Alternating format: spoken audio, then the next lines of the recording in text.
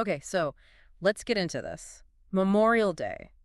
For a lot of us, it signals summer is here, 3-day weekend, maybe the beach, barbecues, Right. the Indy 500 even. Right. That's definitely the vibe now. But the actual history, the roots of it are, well, they're really quite profound, very solemn. Deeply tied to sacrifice, absolutely. Yeah. And massive national grief. Yeah, so we looked into a source that really details this history, and our mission today is to unpack that, to go beyond the barbecues and understand the why behind it. And that why really starts with the Civil War, doesn't it? It absolutely does. You're talking about America's deadliest conflict. Over 600,000 soldiers killed. Just think about that number. Grief on an unimaginable scale. It touched almost every single community, north and south. So that widespread sorrow, that's where this begins. People just started doing things. Pretty much, yeah, organically. As the war was ending, and right after, you had individuals and communities, both Union and Confederates, go into cemeteries. They'd place flowers, maybe small flags, on the soldiers' graves. It was very personal, very local at first. Right, not some big government plan. It bubbled up from the people. Now, Waterloo, New York, they often get mentioned. They do. They're officially credited because on May 5th, 1866, the whole town took part. Businesses closed. It was a deliberate, community-wide day set aside just for decorating the graves. That was a key step. Okay, so you have these local efforts growing. Then comes General John A. Logan. General Logan. He was a major figure, head of the Grand Army of the Republic, the big Union veterans group. He saw all these local traditions and thought, we need something unified. A national day. And he called it Decoration Day. He issued an order designating May 30th, 1868, specifically for decorating the graves of the war dead across the country. Decoration Day. Okay.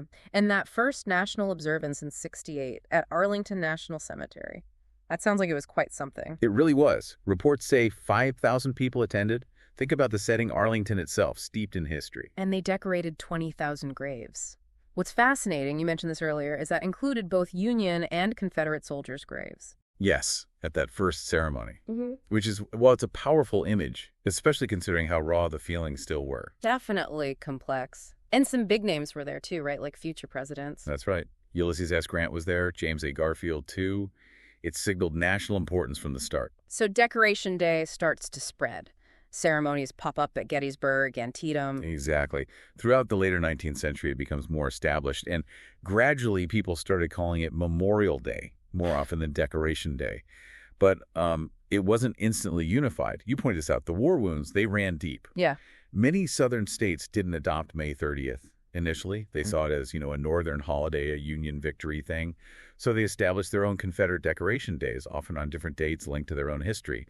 And some of those separate traditions actually still exist today in parts of the South. Right. So that division lingered for quite a while. What finally bridged that gap, more or less? World War I. Another immense conflict, another wave of national mourning. America lost over 130,000 soldiers. And this time, the loss was shared across the entire country, North and South, in a way that maybe hadn't happened since the Revolution. Precisely. That shared sacrifice seemed to finally shift the focus.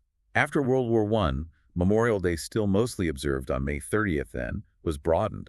It became a day to honor all American service members killed in any conflict, all the way back to the Revolutionary War. Which also brings up the idea of those lost soldiers who couldn't be identified or whose bodies were never recovered. And that's where the Tomb of the Unknown Soldier becomes such a powerful symbol.